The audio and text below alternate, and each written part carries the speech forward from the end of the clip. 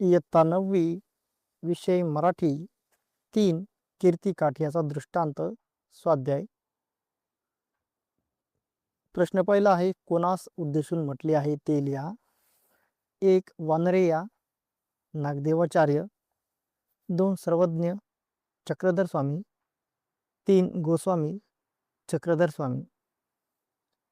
प्रश्न दुसरा आहे, आकृती पूर्ण करा. काठियाची जाणवलेली स्वभाव वैशिष्ट्ये, सेवा करणारा, कीर्तीची अपेक्षा ठेवणारा. प्रश्न तिसरा आहे, प्रस्तुत दृष्टांतातील उपदेश तुमच्या शब्दात सांगा. उत्तर, प्रस्तुत दृष्टांतातून चक्रधर स्वामींनी सांगितले आहे की कोणतेही चांगले काम करताना अहंकार बाळगू नये. कीर्ती, प्रसिद्धी किंवा कौतुकाची उपेक्षा ठेवणे हाही एक विकार आहे. मनुष्याने निस्वार्थ भावनेने सेवा व भक्ती करावी. प्रश्न चौथा, पुढील शब्दांना प्रमाण भाषेतील शब्द सांगा. कठिया पुजारी, सी थंडी, कायसिया कसली, कवनी कोणी. प्रश्न पाचवा, आपल्यातील गुण हाच अवगुण होऊ शकतो, हा विचार प्रस्तुत पाठाच्या आधारे स्पष्ट करा.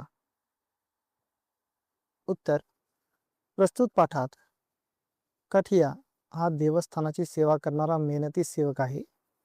सुरुवातीला तो निस्वार्थी भावनेने काम करतो, पण लोकांच्या कौतुकामुळे त्याच्या मनात अहंकार व कीर्तीची इच्छा निर्माण होते.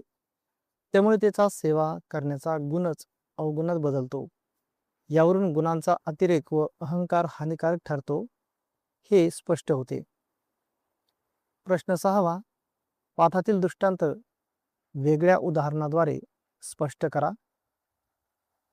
उत्तर, एका शाळेत एक विद्यार्थी स्वच्छता व शिस्त पाळण्यात पुढे असतो.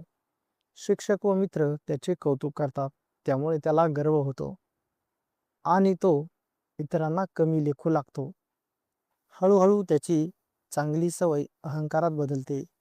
अशा प्रकारे त्याचा गुण अवगुणात रूपांतरित होतो हे स्पष्ट होते. भाषाभ्यास. खालील उदाहरण वाचा व समजून घ्या. उदाहरण, अमृताहुनी गोड नाम तुझे देवा. 1 वरील उदाहरणातील उपमेय नाम. 2 वरील उदाहरणातील उपमान अमृत. खालील उदाहरण अभ्यासा व तक्ता पूर्ण करा. तू माऊलीहून मयाळ, चंद्राहुनी शीतल, पाणियाहुनी पातळ, कल्लोळ प्रेमाचा. उपमेय तू. उपमान माऊली समान गुण मायळूपणा. उपमान चंद्र शीतलता. उपमान पाणी समान गुण पातळपणा.